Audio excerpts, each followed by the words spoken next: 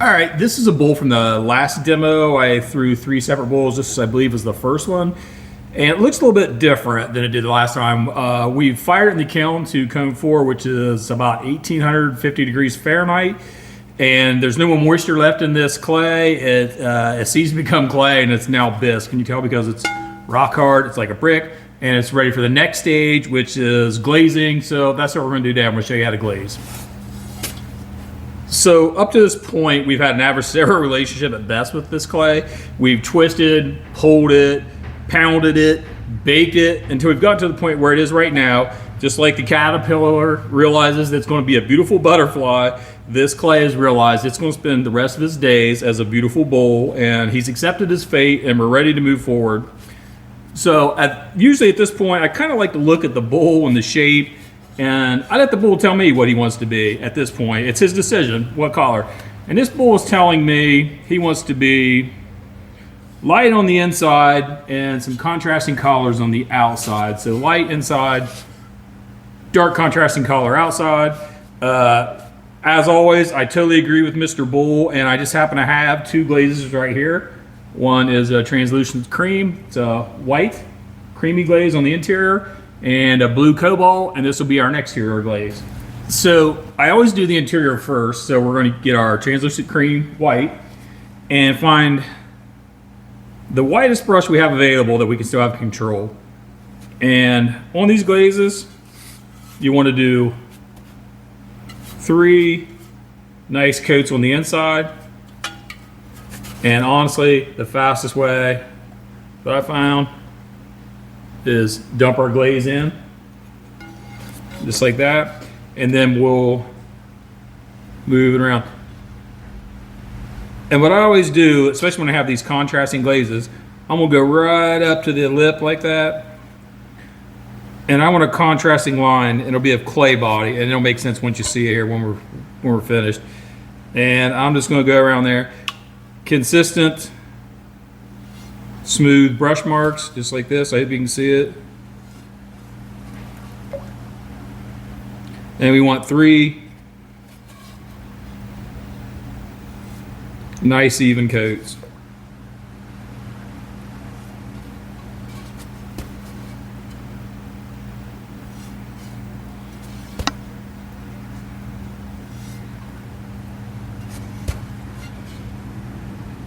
And then here is coat 2.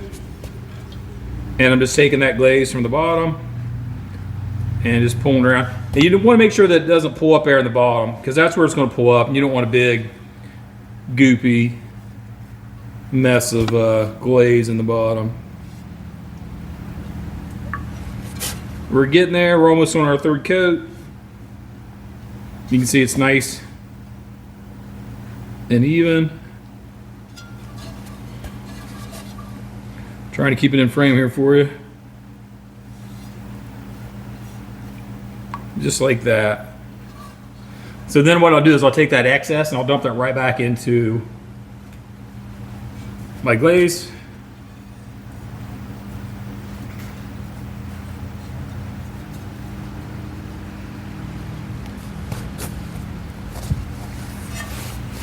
And then continue with whatever residual glaze we have in the bottom. We'll just continue to finish that glaze out. Once again, we don't want it in the bottom. If we leave it in the bottom, it's going to be a real thick puddle of glaze in the bottom when we go to fire it. So what I'll do is I'll just continue this glaze. If I have excess glaze, I'll just kind of scoop it out with the brush. But really what I want is a nice, consistent 3 layers of glaze. This is pretty close. I'll mess with it a bit, but it's pretty close. And then when this dries, we'll flip it upside down and we'll do the bottom. Okay, so while our interior is drying, we wanted to have 2 contrasting colors, light interior, dark exterior. And I want to leave a nice line. So where I'm sponging this off on the edge, there'll be no glaze there. So this line, it's hard to see right now. Once we fired it, it'll be a way to break up the interior glaze from the exterior glaze, and it leaves a nice clean edge from interior to exterior. The important thing, if you're going to do this, sponge these edges off, is see how when I've thrown this, I've made a nice thick lip, and that's usually why I do it. So when I glaze these, I can sponge these edges and make a nice crisp contrasting line from interior to exterior. So it's about dry. We'll give it a few more minutes. We'll flip it upside down and we'll do the bottom. Okay, so the inside of our bowl is dry. And what I've done is I've just taken another bowl that I've thrown, and one good thing about the studio is there's always bowls somewhere around here. And I've taken an old rag and put that on the bottom, and I'm just gonna turn this upside down and put it something like this. And the reason being is we're going to paint on some wax resist on the bottom. And what this does is this is wax that melts off during the firing, but as we're glazing it, it's going to keep the glaze from getting on the bottom. So anywhere this wax resist is, glaze won't stick. And that's important on the bottom, because if that glaze were to stick, it would fuse this piece to the bottom of the kiln. And once it gets to, we're going to about 2100, 2200 degrees, it'll expand. Then it fuses itself to the bottom, and then as it cools down, it contracts, and basically it just cracks, and it just makes a hell of a mess. So the best thing to do, wax resist the bottoms, line, and that's what this line is right here for. This is why I made this line. This helps me to kind of like eyeball the line to keep the glaze. I don't want the glaze to come down any lower than this point, because the glaze is going to melt a little bit. We don't want it to run, so we're going to stay about this far away from the bottom on this. So I'll continue to wax resist this, and then we'll glaze the outside on this in the cobalt blue. All right, the exciting conclusion of our bowl glaze project. So we have our wax resist line on the bottom here, so no glaze is going to stick to this wax. It'll melt off during the firing. We've got us a nice line there to keep us from glaze from running to the bottom. We've got a line around the top, a nice edge right here with no glaze, so that will be just clay body and a white glaze on the inside. And last thing to do is to glaze the outside. And earlier, Mr. Bull said he wanted a nice blue cobalt glaze, which we got one right here. And all you're going to do, I know you can't see this right now, let me see if I can get it around here, is release your inner ball brass and just paint this thing. It's not going to stick on the bottom, so we don't have to really see on this bottom with this wax resist. I know it's not going to stick there. I can wipe it off with a sponge. So the bottom we can kind of go a little crazy. When we get to the top though, that's when we're going to start to be careful, because any glaze we get over this edge, we're going to have to clean off.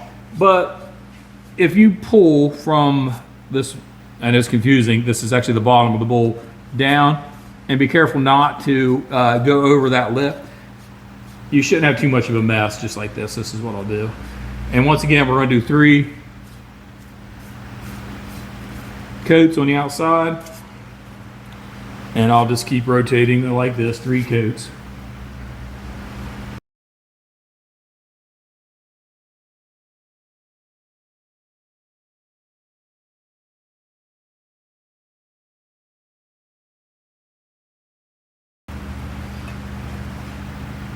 All right, so we're going to finish Mr. Bull up here just by cleaning the bottom. If we don't clean this glaze off, like we said earlier, it'll stick to the kiln. So you can see where it's waxed, it just comes right off with a sponge. It's not that difficult at all. Maybe I can show you here in a second. And that's what I'm doing right here, just cleaning the bottom off. We still got our line on the bottom. I don't see any spots where the glaze is going to run. We got us a nice crisp line. And then from here, we'll focus on this top. So you can see I've been trying to keep this line to contrast these light interior, dark exterior. And as we were glazing the outside, which I figured it would, it ran a bit. All I do is take a damp sponge and rotate your sponge. If you don't, see how I twisted it? If you don't keep doing that every so often, you're just gonna be rubbing the glaze back on it. And just go around your bowl. If you don't have that, this doesn't have a whole lot of glaze. It's coming off fairly easy. I'll show you here in a second.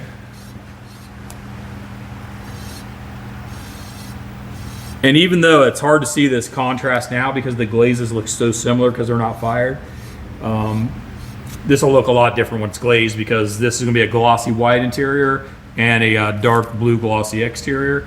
But you can kind of see that line that I'm talking about that we're trying to keep. It looks good. One last thing, just because I'm pretty familiar with this translucent cream and I have this crackle glaze, and what this crackle will do is anything you put it over, it magnifies the color but also makes this kind of crackly glass effect. And I'm just going to put some down here in the bottom of this thing. And I'll try to make a little bit of a design, I'll show you.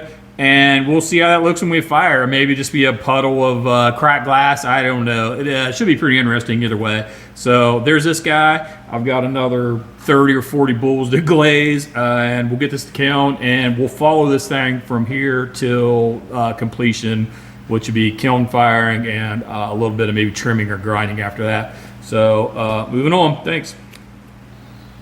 Okay, the kiln is loaded. You can see I've tried to fill it as much as possible. If we're gonna fire this thing, we'll make sure that it's completely full.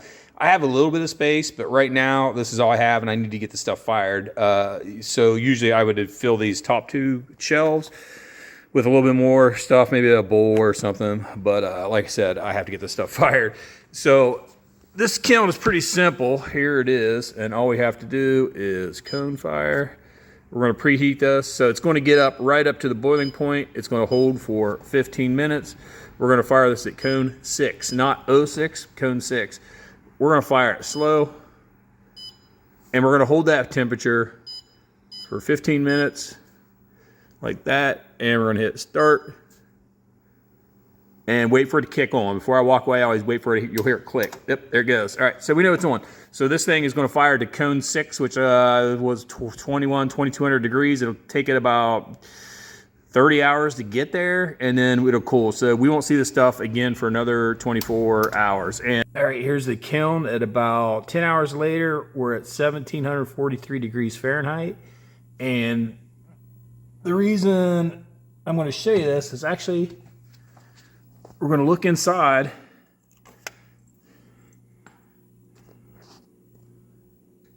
And you can see that's what that looks like. It's hard to see on this camera, but when I look inside here, I can see our bowl in there cooking away. So our kiln is complete. We're at 89 degrees, which means we're cool enough to open this thing. So we're going to open this kiln up, see what we got going on. There's our bowl right on top. Dark blue, white. There's that crackle glaze on the interior. So let's see if we can get a good picture of this. So there's our bowl, and you can see here's this edge that we tried to keep that separates our glazes.